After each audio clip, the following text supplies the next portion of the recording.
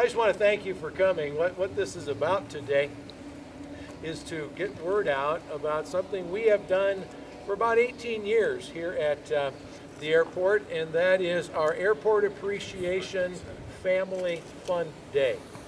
A couple things we have in mind. One is to remind the people in the community the airport is here, and it's about more than just Great Lakes Airlines or whoever the next airline is flying passengers out of here for Denver, but that this is a place where there are airplanes owned by individuals and the tri-facer on the end owned by a club, that there are people who still like to fly, who like to fly for fun, fly for travel.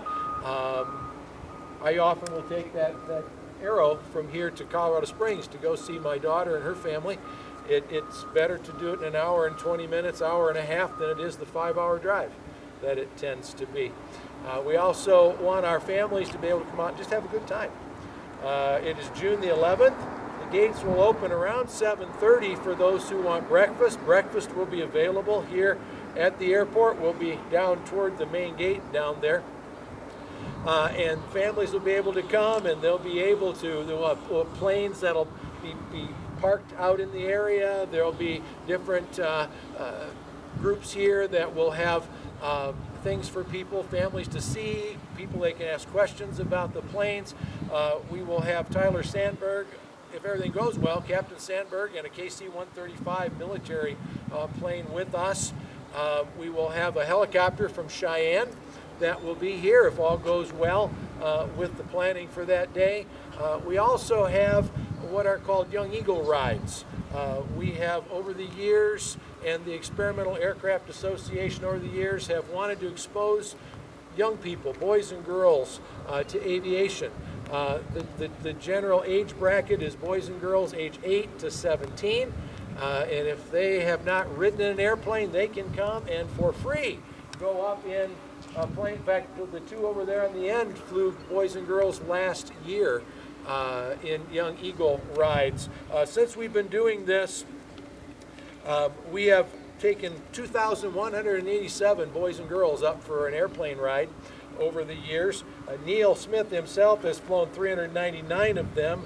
James Gill from Sydney flew 286 of them. They kind of have an unofficial little challenge going as to who can fly the most boys and girls for Young Eagle rides.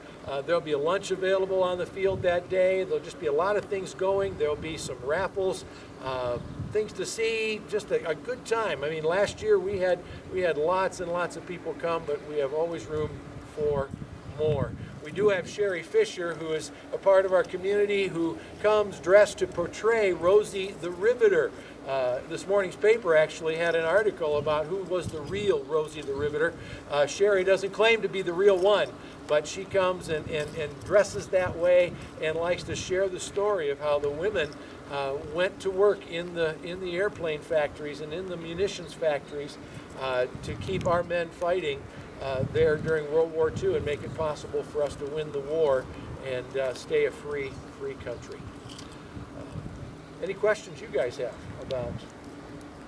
Gary, are there going to be other displays like the airport fire equipment and stuff like that? Typically, Neal's right here. The police is going to bring out their robot and have demonstrations at 9 and 9:30. So here's a little bit of the time frame. The KC-135, which is a tanker, that's the ones that refuel jets in there or bombers in there, it's going to be here at 8:30. The helicopter, we hope, from Cheyenne, I say we hope because any of the military, if they have some emergency or something come up, they can change that. But it's going to be here at 8:30. Bomb robot at 9 and 9:30.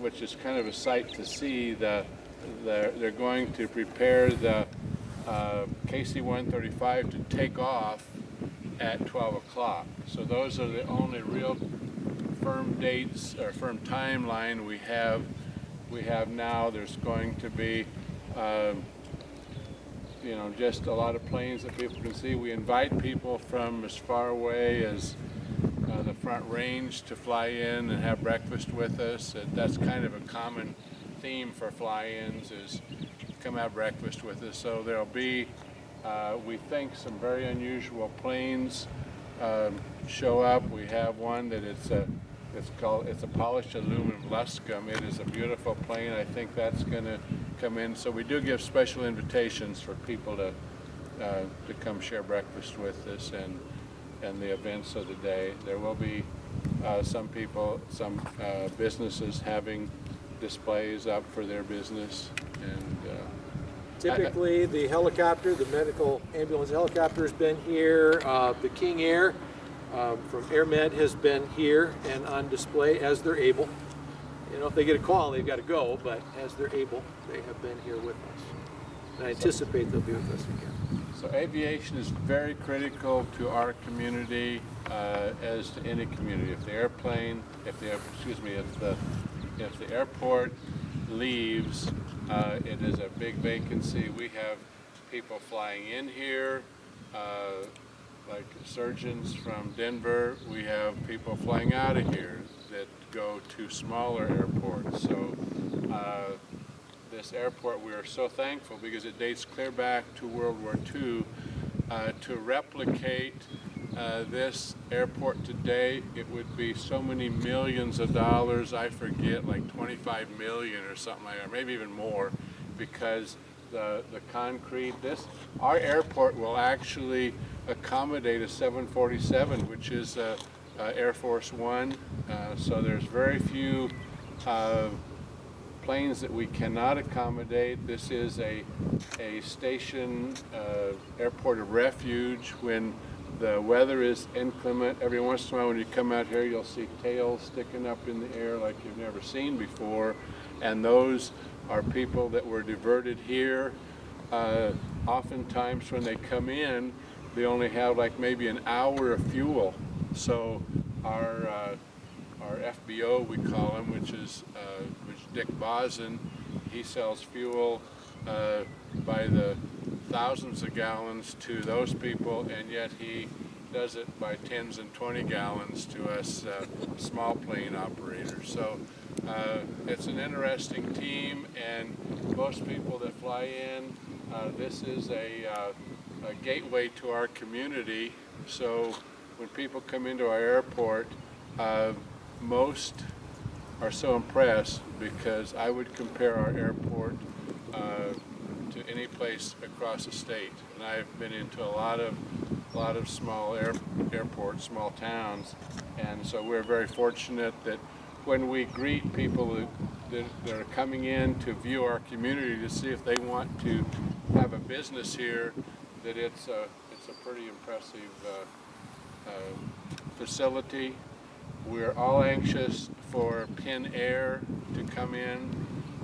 They have a record of like 98% completion of their flights. They actually have an extra airplane, so if one airplane goes down or for mechanical purposes they can't fly it, they have another one on the ready.